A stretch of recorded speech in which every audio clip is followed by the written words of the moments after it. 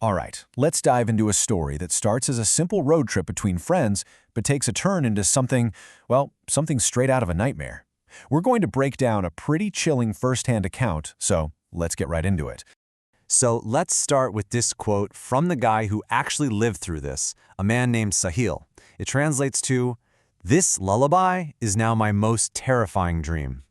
You know, that one line just sends a shiver down your spine, and it perfectly sets the tone for everything that's about to happen. Okay, so let's set the stage. This whole story really begins as an active friendship, a trip with a very specific, very important purpose. Yeah, this wasn't just some casual getaway. You've got four friends, Sahil, Chirag, Arun, and Same, and they're all heading to Manali because they're worried about Same. His younger brother had passed away just a few months before, and Same had just shut down. He was completely withdrawn, and his friends thought, maybe a change of scenery would help pull him out of it. So for the first couple of days, things are going okay. But then comes day 3. They decide they're going to go visit the famous Rotang Pass, and that's when they get a piece of advice that they probably should have listened to. As they're heading out the door, the guy at the front desk of their hotel stops them, and he gives them this really simple but kind of ominous warning. He says, try to be back from Rotang before 6 p.m. Naturally, they ask him why, and the receptionist tells them this creepy bit of local lore. He explains that the name Rotang literally means a pile of corpses. He warns them about this deceptive shadow that's said to haunt the pass after dark, a shadow that's supposedly responsible for a lot of people going missing up there. But, what do? Exactly what most of us would probably do. They laugh it off. I mean, it just sounds like a local ghost story, right? Something to tell the tourists, so they don't think anything of it and head out for the day.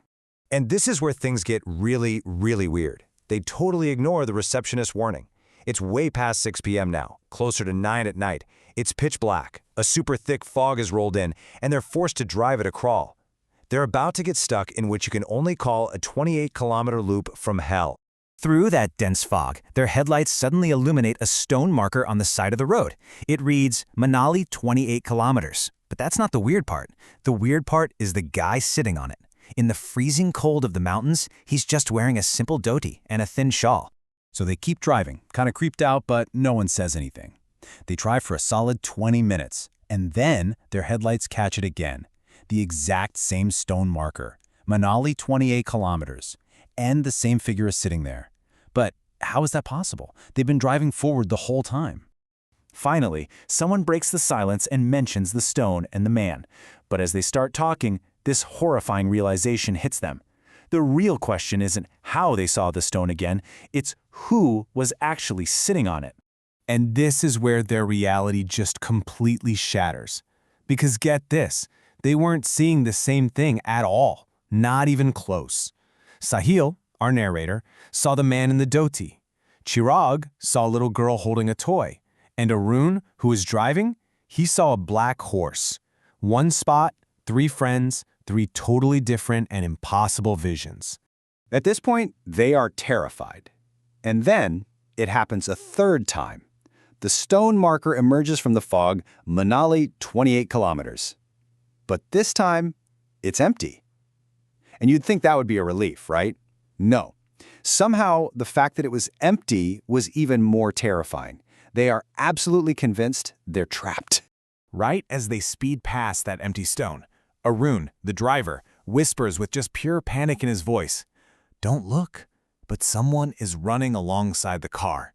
And there, right outside the window, is a boy. He looks about 15, he's covered in dirt and what looks like injuries, and he's keeping pace with the car, which is going 40 kilometers an hour. But Samai, the friend they were all there to help, he doesn't seem scared. He's almost in a trance. He's convinced the boy needs help, and he actually starts to roll down his window. Arun just floors it, leaving the boy behind. But as Sahal looks in the rearview mirror, he sees the boy just standing on the road, waving. And Samai is looking back, smiling, and waving right back at him. They finally see a sign for Manali 16 kilometers and manage to get back to the hotel around 2 in the morning, completely shaken, but just so relieved to be out of there. They were too scared to even talk about it and just decided to deal with it in the morning. But the night was not over. At 3:30 a.m., Sahil is jolted awake by a sound. It's a lullaby.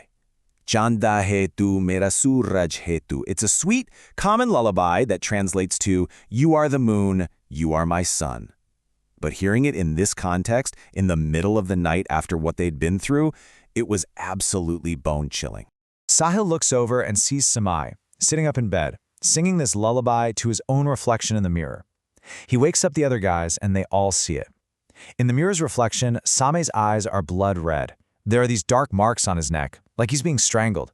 And he's just got this weird, small, totally unnatural smile on his face.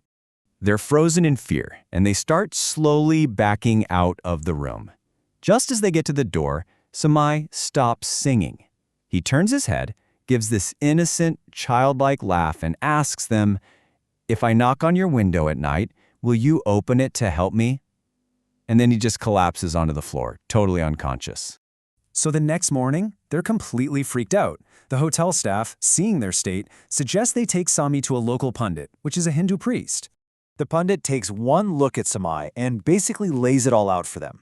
He says an evil spirit sensed Samai's intense grief for his brother, and it used that grief as an opening.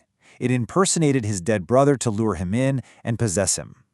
The pundit then performed a ritual to exorcise the spirit, and at the end of it, Samai violently threw up this thick, black liquid. And believe it or not, after that, it was over. Samai woke up with absolutely no memory of anything that had happened.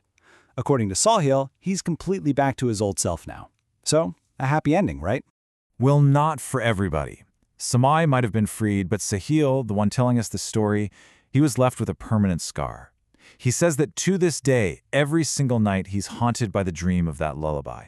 A song that should be comforting is now the soundtrack to his worst nightmare. And that's where the story leaves us. It really makes you think, doesn't it? After hearing everything they went through, it leaves you with this one final, unsettling question. If that deceptive shadow from Rotang Pass knocked on your window, would you open it?